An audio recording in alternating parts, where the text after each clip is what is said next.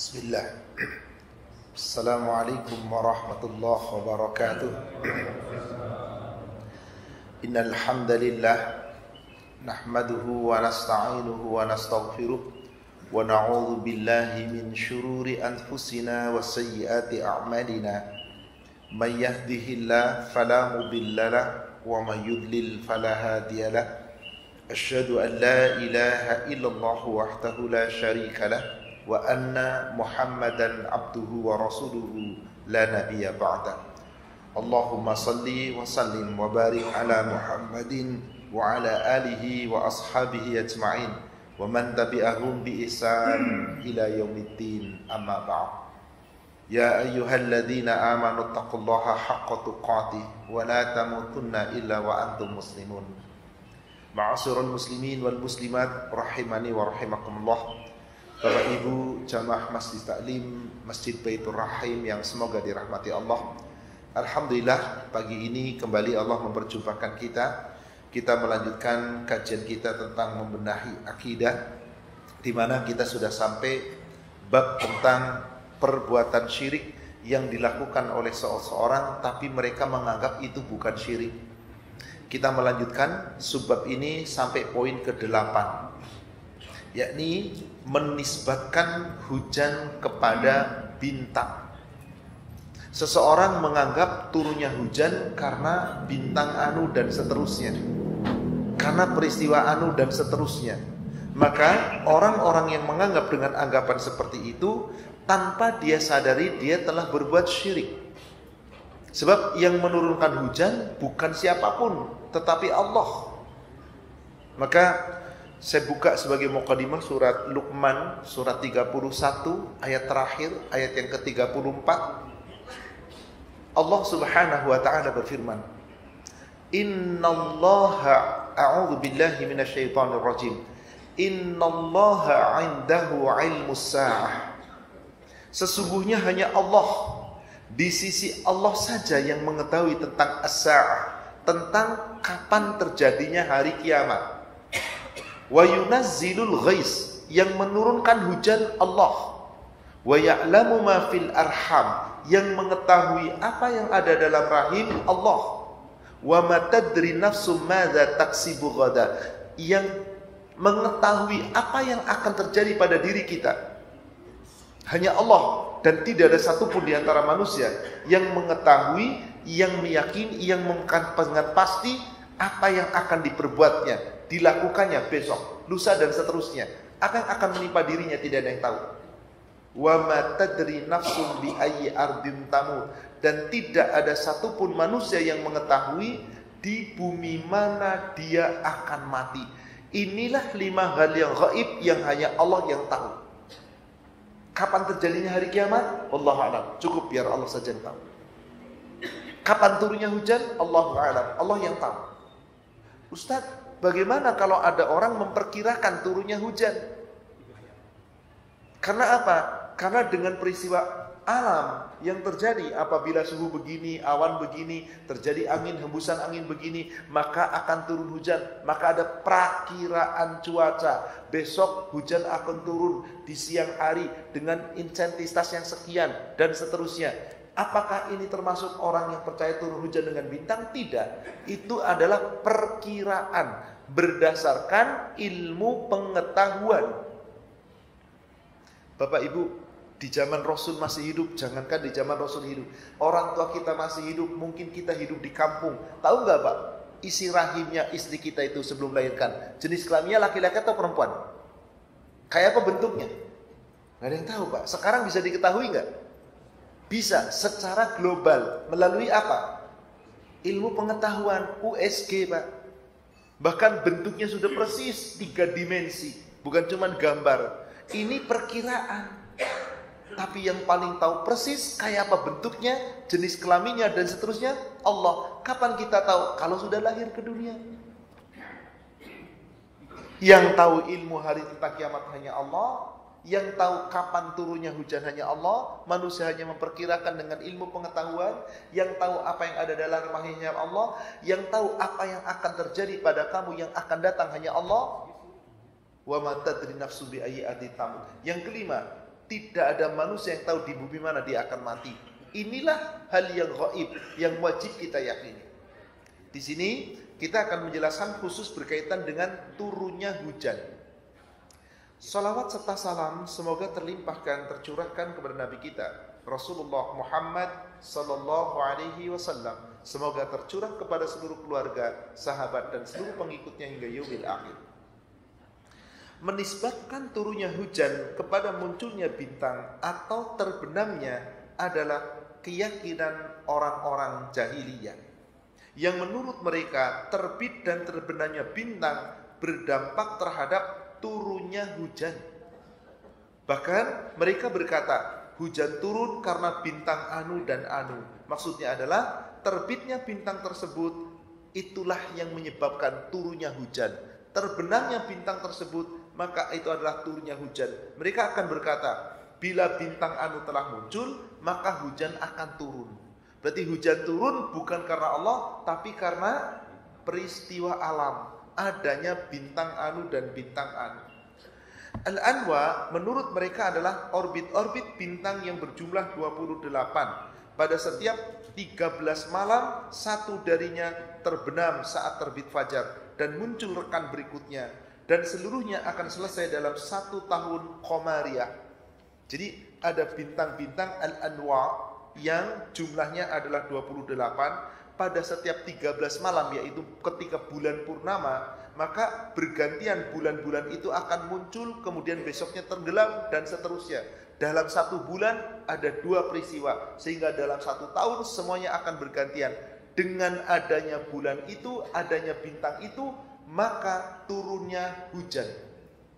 Ini kesyirikan terselubung. Kenapa? Menisbatkan turunnya hujan kepada bintang-bintang. Saudara sekalian, ini termasuk keyakinan orang-orang jahiliyah yang Islam datang membatalkan semua pemahaman itu. Islam datang menafikan seluruh kepercayaan itu. Dan Islam melarang seseorang meyakini turunnya bintang, turunnya hujan akibat adanya bintang anu dan bintang anu. Karena turunnya hujan itu tidak lain dan tidak bukan karena kehendak Allah, takdir, qaddarullah dan hikmah Allah Ta'ala. Dan terbitnya bintang sama sekali tidak berhubungan dengan turunnya hujan. Jangan pernah menisbatkan hujan dengan adanya bintang anu dan anu. Kemudian penulis menyebutkan sebuah rangkaian dalil surat Al-Waqi'ah, surat 56 dari ayat ke-75 sampai dengan ayat yang ke-82. Allah Subhanahu wa taala berfirman, "Fala uqsimu bimawaqi'in nujum." Maka aku bersumpah dengan tempat terbenamnya bintang-bintang. Wa innahu laqasamun law ta'lamuna 'adzim. Sesungguhnya sumpah Allah ini adalah sumpah yang apabila mereka mengetahui, ini sumpah yang benar-benar agung. Sumpah Allah dengan Allah menyebutkan bintang, bahwa bintang adalah ciptaan Allah. Terjadinya peredaran bintang tidak dikaitkan dengan peristiwa apapun. Ini sumpah Allah yang maha agung, Allah yang sangat agung. Allah mengatakan sumpah ini, lau ta'lamuna 'adzim. Kalau sekalian mengetahui, ini sumpah yang sangat besar. Ini sumpah yang tidak main-main. Sampai Allah menyebutkan dengan sumpah mengatasnamakan terbitnya bintang-bintang. Innahu laqur'anun karim. Sesungguhnya dia, yaitu yang disampaikan oleh Jibril kepada Muhammad adalah laqur'anun karim. Benar-benar Al-Quran yang mulia. Fi kitabim maknun, yang tertulis di dalam kitab yang nyata, yaitu di Lauhil Mahfuz. La yamassuhu illal mutahharun, yang tidak ada yang menyentuh kitab Al-Quran di Lauhil Mahfuz itu kecuali hamba yang disucikan. Saudara sekalian, Al-Waqi'ah ayat ke-79, inilah yang kemudian menjadi perbedaan pendapat berkaitan dengan bagaimana menyentuh Quran. Imam Asy-Syafi'i berpendapat bahwasanya berdasarkan surat Al-Waqi'ah ayat ke-79 ada kalimat la yamassuhu illal mutahharun. Tidak ada yang bisa menyentuh Al-Quran. Itu kata-kata la itu tidak boleh. Dengan dikatakan tidak, maksudnya tidak boleh. Yamassuhu menyentuhnya, yaitu menyentuh Al-Quran, illal mutahharun, kecuali orang-orang yang suci. Maka wanita haid lagi kotor nggak boleh nyentuh Quran. Laki-laki atau wanita yang junub lagi kotor tidak boleh menyentuh Quran. Inilah pendapat Imam Asy-Syafi'i, bahwa wanita haid tidak boleh megang Quran. Tapi baca boleh atau tidak? Boleh. Tidak dipertentangkan tentang membaca. Yang tidak boleh tentang menyentuh. Ini yang diperselisihkan. Menyentuhnya. Kalau membacanya boleh. Kenapa? Di zaman Rasul para sahabiah membaca tanpa menyentuh. Wong belum ada mushaf kok Al-Quran. Baru ada suhuf, lembaran-lembaran belum dikumpulkan. Kapan Quran dikumpulkan? Ketika zaman Utsman bin Affan. Maka disebut Mushaf Al-Utsman atau Mushaf Utsmani. Lalu bagaimana pendapat imam yang lain? Pendapat Imam Abu Hanifah mengatakan, yang dimaksud surat Al-Waqiah ayat ke-79, la yamassuhu ilal mutahharun adalah yang dimaksud Al-Quran yang di Lauhil Mahfuz, yang Allah firmankan sekaligus dari Sidratul Muntaha, kemudian disimpan di Lauhil Mahfuz. Dari Lauhil Mahfuz Allah turunkan kepada Nabi Muhammad berangsur-angsur melalui malaikat Jibril. Maka yang dimaksud tidak ada yang bisa menyentuh Al-Quran adalah kecuali hamba yang disucikan. Siapa yang hamba yang disucikan dimaksud? Malaikat Jibril. Maka malaikat Jibril diberi pula oleh Allah nama Ruhul Kudus, ruh yang suci, yang disucikan oleh Allah. Maknanya adalah yang bisa menyentuh Al-Quran di Lauhil Mahfuz untuk disampaikan kepada Nabi Muhammad SAW adalah malaikat Jibril, tidak ada yang lain. Maka ini tidak ada kaitannya larangan memegang mushaf Al-Quran bagi orang yang tidak suci. Inilah pendapat Imam Abu Hanifah.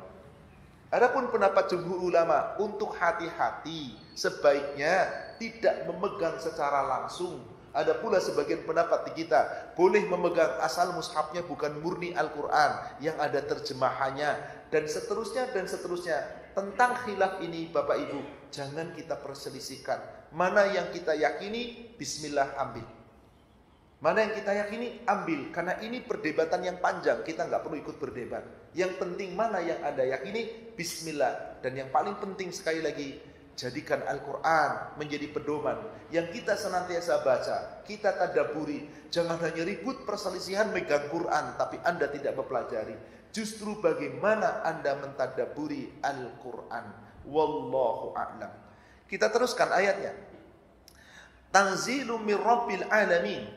Al-Quran diturunkan dari Allah Rabb semesta alam. Afa bihadzal hadithi antum mudhinun, maka apakah kalian menganggap remeh tentang Al-Quran ini? Bukankah Al-Quran itu adalah firman Allah, lalu Anda akan menganggap remeh Al-Quran? Ini Pak, ini teguran yang paling utama. Jangan menganggap remeh Al-Quran. Jadi Al-Quran diinginkan bukan hanya sekedar bacaan, bukan. Quran bukan bacaan Pak. Tapi Quran itu dikatakan oleh Allah pelajaran. Yang namanya pelajaran berarti wajib di. Coba kita buka surat 10 ayat 57. Surat 10, surat Yunus ayat yang ke-57. Ya ayyuhan nas, hai manusia, qad ja'atkum mau'idhatum mir rabbikum, sesungguhnya telah datang kepadamu mau'idhah, pelajaran, dalam kurung Al-Quran. Allah sebut Quran itu sebagai apa Pak? Pelajaran. Mau'idhatum mir rabbikum, dari Rabbmu. Ini pelajaran dari Allah Bapak Ibu. Wa shifa'un lima fis sudur, dan sebagai asyifa, obat penyakit yang ada di dalam dada. Wa huda wa rahmatul lil mu'minin, petunjuk dan rahmat bagi kaum yang beriman, yang betul-betul beriman. Maka kenapa Quran harus kita pelajari? Karena Quran itu pedoman hidup kita. Bagaimana kita akan lurus hidup kita kalau nggak belajar? Sebagaimana Allah firmankan di surat 45, surat Al-Jathiyah, ayat yang ke-20. Hadza basairu linnas. Al-Quran ini adalah basair, pedoman hidup kita untuk manusia. Wahudan, petunjuk, warahmatun, sebagai rahmat, kasih sayang Allah. Liqaumi yuqinun, bagi kaum yang betul-betul meyakini. Maka jika kita meyakini Quran itu pedoman hidup, cukupkah Quran hanya sekedar dibaca? Apakah hanya dengan Al-Quran kamu akan melalaikannya? Apakah hanya dengan bacaan saja tanpa kamu mencoba memahaminya untuk bisa diamalkannya? Maka saudara sekalian, orang-orang yang takwa itulah orang yang dijamin oleh Allah masuk surga. Siapa yang ingin meraih takwa wajib belajar tentang Al-Quran. Karena Allah katakan Al-Quran itu pelajarannya orang-orang takwa. Ali Imran 138. Surat 3 Ali Imran 138. Hadza bayanul linnas. Hadza ini kata tunjuk tentang Al-Quran. Al-Quran ini adalah bayan, penjelasan, penerangan, keterangan, kejelasan yang sangat jelas. Linnas, untuk manusia. Kapan bapak-bapak, ibu-ibu tahu bahwa Al-Quran itu penjelasan yang sangat jelas? Kalau dipelajari. Tanpa dipelajari, maka dikatakan di ujungnya ayatnya apa? Wahudan wa mau'idhatun lil muttaqin.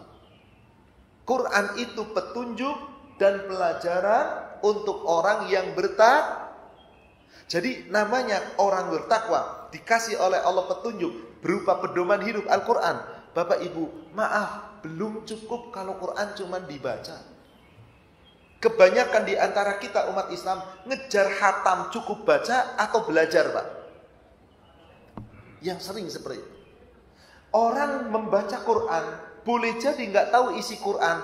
Dia dalam hidupnya berpedoman dengan Quran atau mengabaikan Quran. Sampai ketika Rasul masih hidup, Pak, beliau ngadu sama Allah.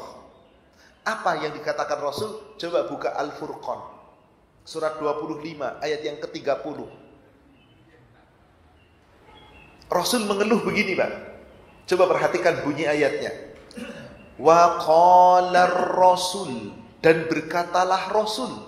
Berkata kepada Allah, ngadu sama Allah. Rabbi, wahai Rabbku, inna, sesungguhnya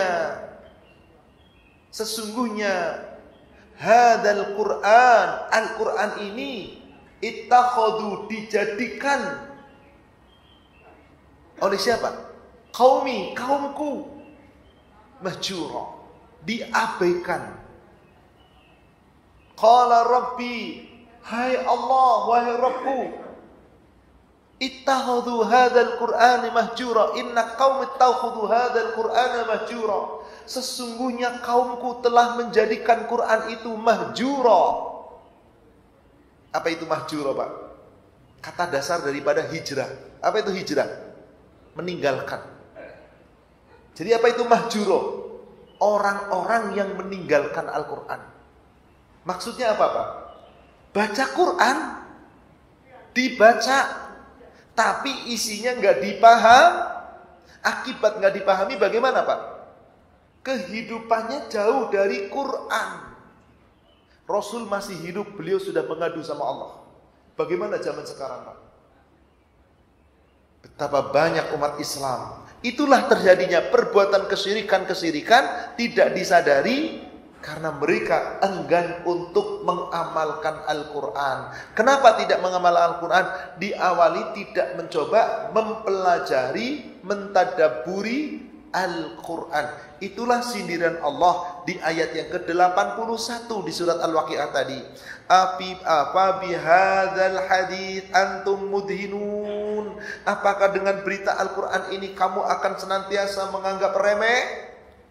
Hanya sekedar bacaan semata tanpa pernah kamu pelajari, bahkan kamu tidak mengamalkannya? Wataj'aluna rizqakum annakum tukadzibun, dan kalian telah menjadikan rizki yang telah Allah berikan kepada kamu, lalu kamu mendustakan rizki itu.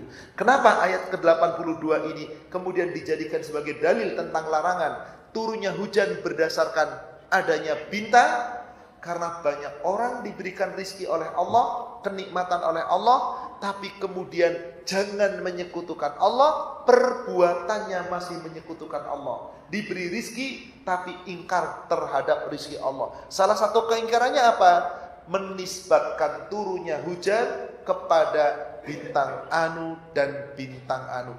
Inilah yang dimaksud firman Allah di ayat ke-82 tadi.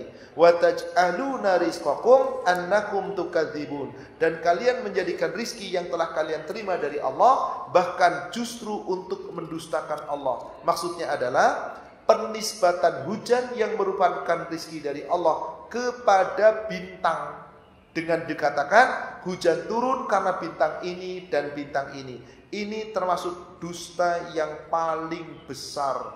Na'udzubillah. Seperti itulah.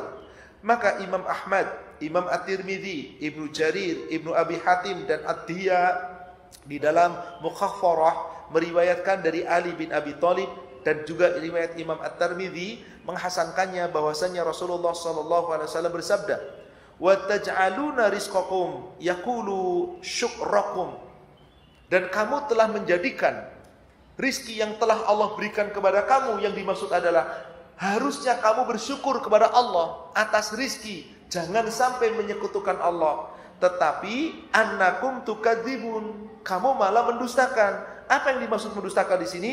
Taqulun, dikatakan mutirna binau'i kadza wa kadza wa binajmi kadza wa kadza, bahwasanya mereka mengatakan telah turun hujan karena telah beredarnya bintang anu dan anu, orbit bintang anu dan anu, dan telah turun hujan karena adanya bintang anu dan bintang anu. Maka inilah yang dimaksud mengkufuri nikmat Allah. Sebab nikmat yang telah Allah berikan harusnya kita jadikan sebagai sarana menyembah Allah, jangan dikotori dengan kesyirikan, tetapi tetap berbuat syirik dengan menganggap turunnya hujan akibat adanya bintang anu dan bintang anu.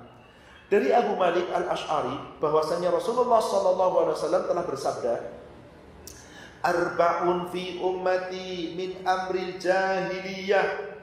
Ada 4 perkara dari umatku, yang ini termasuk 4 perkara perbuatan jahiliyah, la yatrukunahunna, tetapi umatku tidak meninggalkan 4 perkara jahiliyah itu. Apa kata Rasulullah? Yang pertama, al-fakhru bil ahsab, yaitu perkara yang pertama adalah membanggakan kedudukan. Ada nggak Pak orang makan kedudukan Pak? Ini Pak zaman sekarang Pak ada. Saya kan Raden gelarnya, saya kan Ratu gelarnya, dan seterusnya. Dibanggakan gelar itu. Gelar gak ada maknanya di hadapan Allah. Tapi itulah kebanggaan. Belum lagi dari kedudukan, pangkat, jabatan, dan seterusnya. Gelar-gelar akademik. Makin berderet gelarnya, makin merasa bangga. Dan ini salah satu bentuk daripada kesyirikan. Karena menisbatkan gelar yang dimiliki karena kehebatannya, bukan karena Allah. Maka membanggakan kedudukan seperti ini haram hukumnya. Yang kedua, waqa'nu fil ansab, menganggap remeh nasab, mencela nasab. Apa contohnya mencela nasab? Saya anaknya orang miskin, coba saya jadi anaknya orang kaya. Payah keturunan bapak saya. Mencela nasab Pak. Baik itu nasab dirinya dicela oleh dirinya, atau ada orang yang punya nasab lebih bagus mencela nasab yang lebih rendah. Adakah di dalam Islam nasab seperti itu Pak? Ada kasta? Tidak. Tapi di agama lain ada kasta. Ada yang direndahkan. Islam tidak. Tapi Ustaz, raja-raja Islam gimana? Kok para hulu balangnya, para menterinya, kok rakyatnya kalau jalan ngesot? Itu bukan salahnya Islam, salahnya si raja. Kenapa jalan di depan raja mesti ngesot? Kan begitu Pak, sampai sekarang masih terjadi. Ini merendahkan satu keturunan yang lain, meninggikan nasab yang lain. Haram dalam Islam. Kenapa? Jelas-jelas Allah tidak menasabkan tentang itu. Allah tidak memuliakan nasab. Apa yang dimuliakan oleh Allah? Surat 49 ayat ke-13. Ya ayyuhan nas, hai manusia, inna khalaqnakum min dzakarin aw unsa. Sesungguhnya Allah ciptakan kamu dari laki-laki dan dari perempuan. Wa ja'alnakum syu'uban wa qabaila lita'arafu. Lalu Allah jadikan kamu bersuku-suku, Allah jadikan berbangsa-bangsa, lita'arafu, biar kita saling mengenal, saling menghormati satu sama lain, saling mengenal dan memahami, tidak membanggakan satu sama lain. Karena ujung ayatnya Allah berfirman, inna akramakum indallah atqakum. Sesungguhnya yang paling mulia di antara kamu di sisi Allah adalah yang paling takwa, bukan yang paling tinggi kedudukannya, Pak. Bukan yang paling hebat nasabnya, Pak. Bukan keturunan siapa Anda, tapi apakah Anda takwa atau tidak. Keturunan gak pantas untuk dibanggakan. Termasuk membanggakan diri sebagai keturunan Nabi. Tidak pernah ada putri-putri Nabi membanggakan dirinya. Istri-istri Nabi membanggakan dirinya. Meskipun masih ada orang-orang yang membanggakan dirinya keturunan Nabi. Silakan saja. Kalau memang itu keturunan Nabi, ya wajib kita hormati. Tapi tidak pantas membanggakan diri sebagai menisbatkan keturunan Nabi, sementara maaf, boleh jadi akhlaknya jauh daripada akhlaknya Nabi. Belum lagi akidahnya jauh daripada akidah yang dicontohkan Nabi. Dalam hal ini, Islam melarang membanggakan nasab atau mencela nasab. Yang ketiga, wal istisqa bin nujum. Menganggap turunnya hujan karena peristiwa adanya suatu bintang tertentu. Dan ini pun haram. Tidak boleh. Zaman sekarang bukan lagi tentang itu, Bu. Turunnya hujan itu karena dukun atu hebat. Hujan gak jadi turun karena ada pawang yang hebat. Dan seterusnya. Lebih hebat lagi sekarang, Pak. Lebih ngawur lagi kesirikannya. Bukan lagi berdasarkan bintang, tapi kehebatan manusia yang disebut pawang dan lainnya. Na'udzubillah. Yang keempat, wan niyahah, yaitu meratapi mayit, meratapi orang mati. 4 kebiasaan jahiliyah ini kata Rasulullah sampai sekarang masih ada, Pak. Tidak ditinggalkan umat Islam. Na'udzubillah, semoga kita mampu meninggalkan kebiasaan jahiliyah ini. Yang dimaksud keadaan jahiliyah di sini adalah zaman sebelum diutusnya Nabi sallallahu alaihi wasallam dan segala yang bertentangan dengan apa yang dibawa oleh Nabi sallallahu alaihi wasallam. Itu adalah jahiliyah. Maka sejak turunnya Islam, Allah turunkan Al-Qur'an, Allah turunkan hadis. Seluruh kebiasaan jahiliyah, nenek moyang yang biasa dilakukan, wajib ditinggalkan. Tapi bagaimana sebagian umat Islam kalau diperintahkan kembali kepada Al-Quran, Al-Hadis? Menolak atau menerima, Pak? Kebanyakan menolak. Bahkan Allah berfirman di Al-Baqarah 170. Wa idza qila lahum, dan apabila dikatakan kepada mereka, ittabi'u, mari kamu ikuti ma anzalallah, apa yang telah Allah turunkan, Al-Quran, Al-Hadis, dijelaskan oleh Rasul, ikuti. Qalu, mereka menjawab, bal nattabi'u ma alfaina alaihi aba'ana.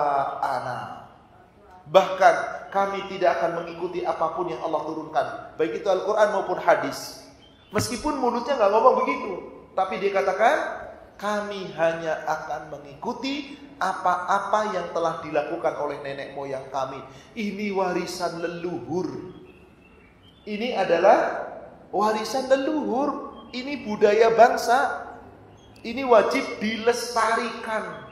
Kesyirikan dilestarikan, Pak. Na'udzubillah, summa na'udzubillah. Maka Allah katakan di ujung ayatnya, awalau kana aba'uhum la ya'lamuna syai'an wa la yahtadun. Apakah kamu akan selalu mengikuti mereka, nenek moyangmu, orang tuamu, leluhur-leluhurmu yang mereka tidak mengikuti dan mereka tidak mengetahui sesuatu pun tentang itu, tentang kebenaran Al-Quran, Al-Hadis, lalu menyimpang, kamu tetap ikuti? Pertanyaan yang Allah gak butuh jawaban. Silahkan kita merenung. Apakah kita akan mengikuti kebiasaan nenek moyang? Apakah kita akan mengikuti aturan Allah Subhanahu wa ta'ala? Maka dari keterangan tadi jelas, hukum menisbatkan hujan kepada bintang, bila seseorang meyakini bintang mempengaruhi turunnya hujan, maka hal ini adalah syirik dan ini kekufuran. Dan inilah yang diyakini oleh orang-orang jahiliyah. Tetapi apabila tidak meyakini bintang berpengaruh, bahwa yang berbuat adalah Allah, tetapi Allah menjalankan kebiasaan hujan dengan turunnya bintang anu, ini tidak sampai kepada tingkat syirik yang besar, akan tetapi tetap sebuah syirik yang kecil. Yang menurunkan hujan Allah, tapi turunnya hujan kalau bintang itu muncul. Kalau belum muncul nggak turun, tetap aja Pak. Meskipun apa? Tidak langsung mengatakan turunnya hujan karena ada bintang itu. Kalau itu jelas syirik. Tapi yang menurunkan hujan Allah, tapi Allah turunkan hujan kalau bintang itu telah nongol, maka ada bentuk kesyirikan meskipun kecil. Tapi ada orang ngomong begini Pak, subhanallah, ada mendung, angin membawa mendung, subhanallah, sepertinya dengan mendung ini akan turun hujan. Boleh nggak ngomong begitu? Boleh nggak ngomong begitu? Boleh? Nggak boleh. Coba kita buka beberapa ayat Al-Quran. Kita buka pertama surat Al-Furqan. Surat Al-Furqan ayat 48. Wa huwallazi arsala riyah busyram baina yadail rahmatik. Dialah Allah yang meniupkan angin sebagai pembawa berita gembira sebelum turunnya rahmatnya. Jadi Allah sebut hujan itu apa Pak? Hujan rahmat atau laknat? Bapak-bapak kadang-kadang baru nyuci mobil ke tempat cucian, cuman bayar 50.000. Keluar jalanan, hujan raya becek. Ngomong apa Pak? Gara-gara hujan ya udah bersih kotor lagi. Disalahin hujan. Tanpa tidak disadari, tanpa Bapak sadar, gara-gara rahmat Allah. Pak, maaf, hujan itu rahmat Allah. Jangan Anda menyalahkan hujan. Allah mengutus angin, angin itu sebagai pembawa kabar gembira akan turunnya rahmat Allah, turunnya hujan.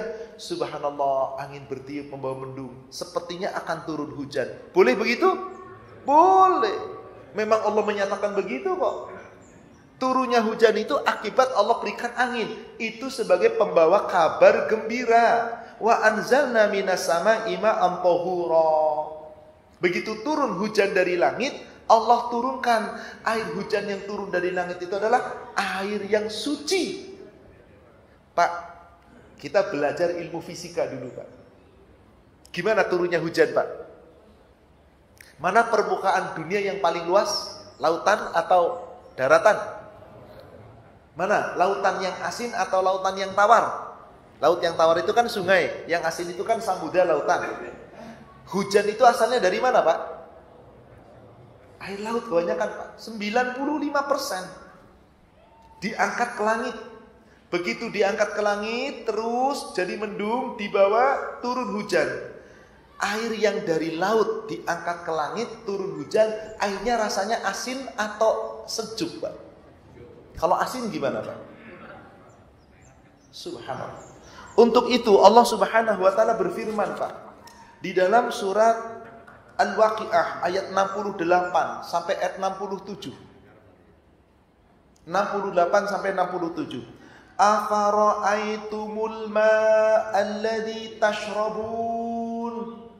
Hai manusia, apakah kamu tidak memperhatikan air yang kamu minum? Dari mana asalnya? Beli di warung, taunya cuma beli di warung doang. Dari mana? Siapa yang menurunkan? Antum anzaltumu minal muzni am nahnul munzilun? Apakah kamu yang menurunkan hujan itu dari tempat turunnya atau hanya Allah yang menurunkan? Lalu di ayat yang ke-70-nya coba perhatikan Pak. Lau nasya'u ja'alnahu ujajan. Jika Allah menghendaki air hujan yang turun ke dunia ini Bu, ke langit, ke dataran kita dari langit yang asalnya dari air laut tetap asin. Waduh Pak, bingung Pak kita Pak. Air asin itu gak bisa menumbuhkan tanaman, mati tanaman Pak. Dan gak bisa kita minum air asin itu tambah haus. Seandainya air hujan yang Allah turunkan itu rasanya asin, apa yang terjadi? Falaula tashkurun. Maka mengapa kamu tidak bersyukur? Kenapa menisbatkan hujan kok dengan adanya bintang? Kenapa menisbatkan bintang kepadanya pawang, keahlian seseorang? Di negara kita memang aneh ya Pak ya.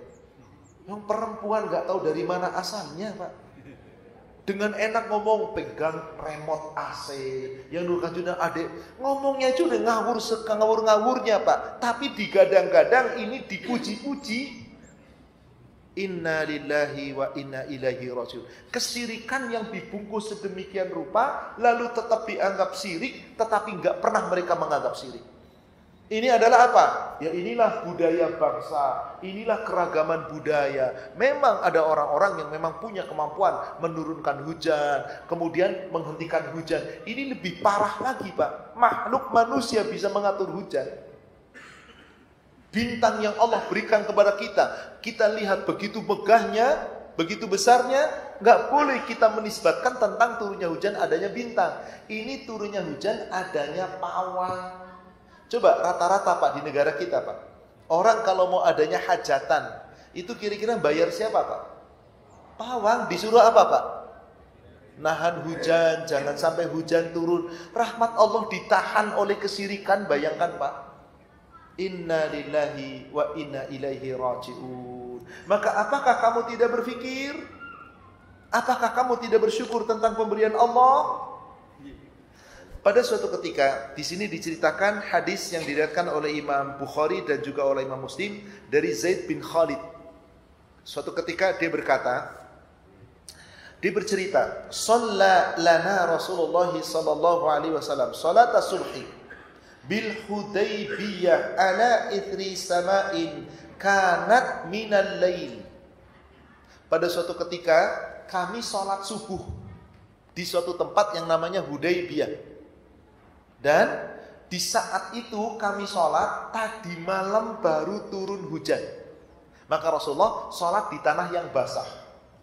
Lalu apa yang terjadi setelah itu? Falamman sorofa, ketika Rasulullah telah menyelesaikan sholat, berpaling yaitu mengucapkan salam ke kanan dan ke kiri, akbala alan nas, kemudian beliau berpaling menghadapkan wajahnya kepada manusia. Ini salah satu sunnah bagi imam. Apabila telah menyelesaikan salat, maka berputar hadapkan wajahnya kepada makmum.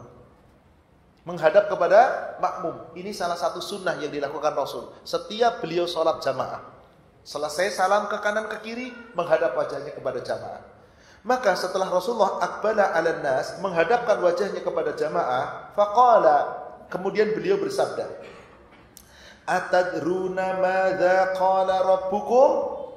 Tahukah kamu apa yang telah difirmankan oleh Rabbmu? Apa yang telah difirmankan oleh Rabbmu kepada kamu? Tahukah kamu? Ketika Rasulullah bertanya seperti itu, qalu, para sahabat menjawab, Allahu wa rasuluhu a'lam. Hanya Allah dan Rasulnya yang mengetahui. Qala, kemudian Rasul bersabda, qala, Allah berfirman, asbaha min ibadi mu'minun bi wa kafirun. Di waktu pagi-pagi ada hambaku yang beriman, tetapi kemudian kafir. Pagi-pagi beriman, tapi kemudian kafir. Fa amma man qala, maka adapun orang-orang yang berkata, mutirna bi fadlillah wa rahmatihi, fadzalika mu'minun bi kafirun bil kaukab. Maka adapun orang yang mengatakan Allah telah menurunkan hujan, hujan ini turun karena karunia Allah, hujan ini turun karena rahmat Allah, maka orang itu beriman kepadaku, kata Allah, dan kafir kepada bintang-bintang. Ini benar, karena menisbatkan turunnya hujan karena Allah. Adapun wa amma man qala, dan adapun orang yang berkata mupirna binau kadza wa kadza, fadzalikal kafirun bi mu'minun bil kaukab. Adapun orang yang mengatakan hujan semalam telah turun karena bintang anu telah terbit dan bintang itu telah terbenam, maka adanya turunnya hujan karena bintang yang terbit dan terbenam, maka dia telah kafir kepadaku dan dia telah beriman kepada bintang. Syirik, Pak. Ini hadis sahih riwayat Imam Bukhari dan Muslim. Apa maksudnya? Saat dia sholat subuh dia beriman, tapi ketika dia telah melihat hujan turun tadi malam, menisbatkan adanya hujan karena bintang, seketika itu menjadi kafir. Kafir ucapannya. Kalau itu tetap diyakini, kafir akidahnya, rusak tauhidnya Pak, rusak akidahnya. Gara-gara ucapan. Bukankah akidah itu disebabkan dari ucapan? Coba bapak-bapak, ibu-ibu dikatakan beriman karena apa? Asyhadu an la ilaha illallah wa asyhadu anna Muhammadar Rasulullah. Ucapan, maka dikatakan beriman. Kalau membatalkan ucapan itu batal. Ini orang tidak membatalkan dengan ucapan secara langsung bahwa aku murtad, tidak, tetapi menisbatkan turunnya hujan karena adanya bintang anu dan bintang anu. Maka yang seperti ini pun menjadi syirik. Dia telah kafir kepada Allah dan dia beriman kepada bintang. Seadapun yang mengatakan turunnya hujan karena karunia Allah, turunnya hujan karena rahmat Allah, maka dia telah beriman kepada Allah, kafir kepada bintang-bintang. Maksudnya bukan mengkafirkan bintang-bintang, mengkafiri, mengingkari bahwa turunnya hujan sama sekali tidak ada kaitannya dengan bintang. Maka apa yang harus kita ucapkan Pak saat kita turun hujan? Jangan lupa doa. Allahumma ja'al sayban nafi'an. Ya Allah, jadikanlah hujan yang turun ini adalah hujan yang membawa manfaat. Jangan pernah ngedumel dengan hujan Pak. Biasanya kapan manusia ngedumel dengan hujan? Kalau turunnya terus-menerus, banjir, macet, gara-gara hujan. Rumah kebanjiran, gara-gara hujan. Mobil kotor, gara-gara hujan. Wong jemuran basah, gara-gara hujan. Berarti, maaf, hujan itu apa tadi Pak? Menurut surat Al-Furqan, surat 25 ayat 48. Jadi kalau ada orang gara-gara hujan, gara-gara rahmat Allah nih, inna lillahi wa inna ilaihi raji'un. Tanpa Anda sadari, Anda sedang mencela Allah. Anda sedang mencela Allah. Berhati-hatilah. Maka jaga lisan. Jaga lisan. Jangan asal berkata. Kecuali hak, kulil hak walau kana murran. Katakan yang hak meskipun itu pahit. Mendingan itu. Tapi kalau tidak benar, mending diam. As-samtu hikmah wa qalilun fa'ilun. Diam itu satu hikmah, tapi yang bisa diam hanya sedikit. Kebanyakan manusia pengen tahu, sok tahu, kepo bahasa anak mudanya Pak. Pengen tahu aja Pak, gak bisa jaga lisan. Mending dijaga lisan kita. Sebab gara-gara lisan bisa terjerumus kepada kekufuran. Sebagai contoh Pak, pernah suatu ketika Rasulullah SAW bercerita, di masa lalu ada umat Bani Israel yang masuk neraka gara-gara lalat dan masuk surga gara-gara lalat. Gimana Pak? Wih, gara-gara lalat masuk neraka, gara-gara lalat masuk surga. Jadi ada dua orang Bani Israel sedang dalam perjalanan. Qadarullah, dia tersesat di perjalanan. Kemudian apa? Masuk ke suatu kawasan di mana di situ masih ada orang-orang jahiliyah yang senantiasa percaya dengan dewa, Tuhan, tetapi Tuhan yang didewakan oleh mereka, dan selalu ada sesembahan berhala untuk si dewa. Kadang-kadang seorang gadis dipersembahkan untuk dewa, kadang-kadang binatang disembelih disembahkan untuk dewa. Nah, dua orang Bani Israel yang tersesat di tempat itu kemudian apa? Ditangkap, ditahan, dan ada resiko dibunuh kecuali dia harus mempersembahkan sesembahan untuk dewa. Anda punya apa? Kalau punya sapi, sembelih sapi untuk dewa, baru boleh lolos. Kalau nggak punya sapi, ya sudah kambing. Nggak punya kambing, ya sudah ayam. Nggak punya ayam, apa yang Anda punya? Kami nggak punya apa-apa. Ya sudah, tangkap seekor lalat. Tangkap seekor lalat. Bersembelih lalat itu, bunuh lalat itu ditujukan untuk dewa. Menyembelih karena Pak, nyembelih lalat gimana Pak? Tangkap udah mati. Ternyata satu dia masuk surga karena lalat, satu masuk neraka karena Bagaimana menerjemahkannya? Yang satu orang disuruh nangkep lalat untuk sesembahan berhala, tidak, ini musyrik. Meskipun hanya lalat, tapi dipersembahkan untuk selain Allah. Saya tidak mau, dibunuh. Kemana tempatnya dia, Pak? Kenapa masuk surga? Karena akidahnya bersih. Dia tidak dikotori dengan kesyirikan, sesembahan kepada yang lain. Lalu yang satu gimana lihat temannya dibunuh? Waduh, kalau dia dibunuh gara-gara nggak mau bersama, ya sudahlah, nggak apa-apa. Saya persembahkan lalat. Kemudian lalat itu dipersembahkan, ternyata dibunuh juga dia. Kemana tempatnya, Pak? Kenapa neraka? Sebab dia berlaku syirik. Bukankah kita ketika nyembelih binatang, halal binatangnya, tapi ditujukan untuk berhala, haram? Apa contohnya, Pak? Contohnya sederhana sajalah. Ada orang mau bangun rumah, nyembelih kambing, Pak. Disembelih oleh ustadz, bismillah, Allahu Akbar.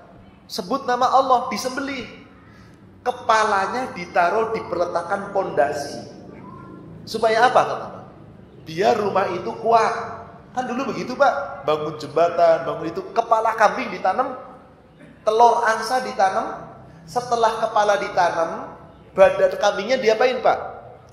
Dicicang, dibikin sate, dibikin gulai. Yuk kita syukuran perletakan batu pertama. Kita makan bersama-sama. Halal atau haram? Halal apa haram? Kenapa jadi haram? Sebab binatang itu disembelih bukan karena Allah, tapi dipakai untuk sesembahan. Maaf, yang kayak gitu di negara kita banyak atau banyak sekali? Di daerah tertentu, Pak. Demi keselamatan lautan, kerbau disembelih, kepalanya dilarungkan ke laut. Ini untuk penunggu laut. Allah dikasih kepala kerbau, Pak. Dagingnya dimakan rame-rame. Bukankah ini terjadi? Haram. Apa namanya? Menyembelih selain untuk Allah. Kan begitu ayatnya dikatakan.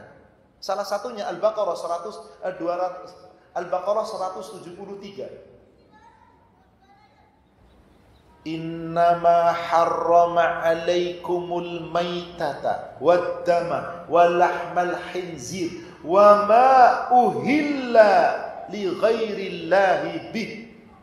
Sesungguhnya Allah hanya mengharamkan 4. Bangkai, darah, babi, dan apa-apa yang disembelih bukan karena Allah. Meskipun nyembelihnya bismillah, nyebut nama Allah, tapi diperuntukkan untuk sesembahan, sesajen, haram, Pak. Buang. Dulu mungkin ada di antara kita masih kecil ikut-ikutan ya, Pak, ya saja sedekah bumi dan macam-macam, kan enak. Haram itu, Pak. Gimana dong Ustaz menyanyialu kesirikan itu? Bertobat, jangan pernah diulangi lagi. Karena sesembahan, sembelihan kepada selain Allah haram hukumnya. Wallahu a'lam. Inilah bab tentang menisbatkan turunnya hujan dengan adanya bintang-bintang. Dan itu semua adalah bentuk kesyirikan yang tidak boleh diterapkan pada akidah seorang muslim. Dengan demikian insya Allah bab-bab syirik yang sering dipahami tidak syirik sudah kita bahas sampai poin ke-8. Kita masih membahas satu poin lagi, yakni poin ke-9, menisbatkan nikmat kepada selain Allah. Ini pun bentuk kesyirikan. Bagaimana maksudnya? Insya Allah kita akan membahas di pertemuan bulan yang akan datang, insya Allah. Demikian saudara seiman, Bapak Ibu yang semoga dirahmati Allah, kajian kita pada pagi hari ini. Semoga Allah menjaga kita, melindungi kita, agar kita tetap istiqomah di atas iman dan takwa. Semoga Allah menjauhkan dari kita segala bentuk kesyirikan sekecil apapun. Amin ya rabbal alamin. Yang benar dari Allah, yang disampaikan melalui Rasulnya. Yang salah saya menyampaikan, yang penuh kekurangan. Kita manusia yang penuh kekhilafan. Semoga Allah memaafkan dan mengampuni dosa-dosa kita. Mari saudara sekalian, kita sama-sama akhiri dengan kafaratul majlis. Subhanaka Allahumma wa bihamdika asyhadu an la ilaha illa anta astaghfiruka wa atubu ilaik.